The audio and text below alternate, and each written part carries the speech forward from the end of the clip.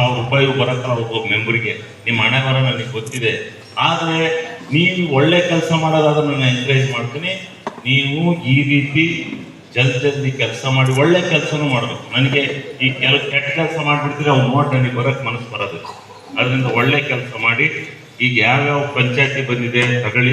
ಇನ್ನು ಉಳಿದಿರ್ತಕ್ಕಂಥ ಪಂಚಾಯತಿಗಳಿಗೆ ನಾನು ಹೇಳಿದ್ದೀನಿ 10 ಲಕ್ಷ 20 ಲಕ್ಷ 25 ಲಕ್ಷನೇ ಕೊಡಬೇಕು ಒಂದೊಂದು ಪಂಚಾಯತಿಗೆ ಅಂತೇಳಿ ಆರ್ಡ್ರ್ ಮಾಡಿಸಿದ್ದೀವಿ. ಅದು ಬಂದಿದೆ. ಈಗ ಭಾಳ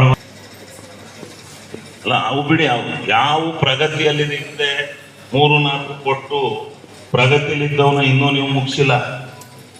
ಶಾನೆಗೆರೆಯವ್ರು ಮುಗಿಸಿಲ್ಲ, ಅಲ್ಲ ಕಾಚಿಕಟ್ಟದವ್ರು ಮುಗಿಸಿಲ್ಲ, ತೊಳ್ಳೂರವ್ರು ಮುಗಿಸಿಲ್ಲ, ಜಗಚ್ಕೆರೆಯವ್ರು ಮುಗಿಸಿಲ್ಲ, ಕೆ ಶಂಕರನಹಳ್ಳಿಯವ್ರು ಮುಗಿಸಿಲ್ಲ. ಇನ್ನು ನೀವು ಇನ್ನೂ ಮುಗಿಸಿಲ್ಲ. ಇಲ್ಲ ಅಂದ್ರೆ ಈ ಕಂತು ಬಂದಲ್ಲ ನಿಮಗೆ. ನೀವು ಮುಂದಕ್ಕಂತ ಬರಬೇಕು ಅಂದ್ರೆ ಇದು ಮುಗಿಸಿ UC ತರಬೇಕು ನೀವು.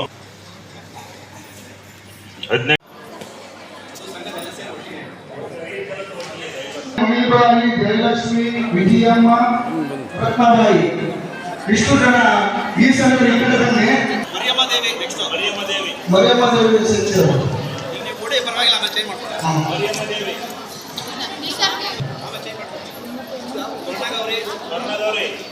ಸ್ವರ್ಣಗೌರಿ SHG ಹೇಳ್ತಾರಲ್ಲ ಮುಕ್ತ ಪಂಚಾಯತ್ ಅವರೇ.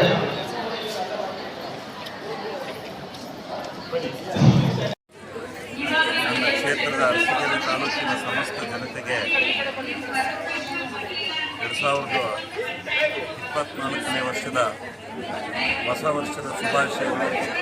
ನೆಮ್ಮದಿಯಾಗಿ ಮಳೆ ಬೆಳೆಯಾಗಿ ಎಲ್ಲರೂ ಸಂತೋಷದಿಂದ ಹೇಳಿ ಆ ಭಗವಂತನನ್ನು ಪ್ರಾರ್ಥನೆ ಮಾಡ್ತಾರೆ.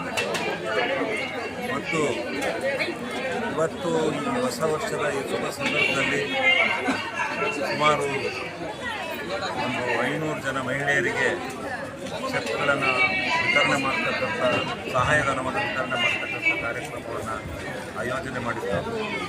ಮತ್ತು ಗ್ರಾಮ ಪಂಚಾಯಿತಿಗೆ ಒಂದು 7 ಕೋಟಿ ರೂಪಾಯಿ ಹಣವನ್ನು ಬಿಡುಗಡೆ ಮಾಡಿಸಿ ಅವರೆಲ್ಲ ಗ್ರಾಮ ಪಂಚಾಯಿತಿ ಚೆಕ್ಗಳನ್ನು ವಿತರಣೆ ಮಾಡಿಸಿ ಕಾರ್ಯಕ್ರಮವನ್ನು ರೂಪಿಸ್ತಕ್ಕಂಥ ಊರಿನ ನೈರ್ಮಲ್ಯೀಕರಣವನ್ನು ಕಾಪಾಡ್ತಕ್ಕಂಥ ದೃಷ್ಟಿಯಿಂದ ಊರಿನ ಒಳಗಡೆಯಿಂದ ಯಾವುದೇ ನೀರು ನಿಲ್ಲದಂತೆ ಹೊರಗಡೆ ಹೋಗ್ತಕ್ಕಂಥ ನೈರ್ಮಲ್ಯ ಕಾರ್ಯಕ್ರಮವನ್ನು ಆಯೋಜನೆ ಮಾಡಿದ್ದಾರೆ.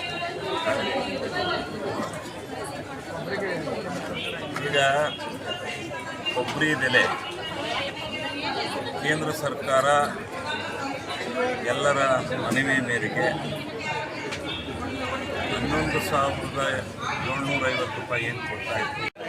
ಎಣ್ಣೆಯನ್ನು ಏನು ರದ್ದು ಮಾಡಿದ್ದಾರೆ ಆ ನಿಲ್ಸಕ್ಕೆ ಅವತ್ತೇ 15,000 ರೂಪಾಯಿ ಆಗ್ತದೆ. ಇವರು ಎಕ್ಸೈಸ್ ಸುಂಕ ಹಾಕಿ ಹೊರ ರಾಜ್ಯಕ್ಕೆ ಕೊಬ್ಬರಿ ಹೋಗ್ತಾ ಇಲ್ಲ, ಕೊಬ್ಬರಿ ಎಣ್ಣೆ ಹೋಗ್ತಾ ಇಲ್ಲ.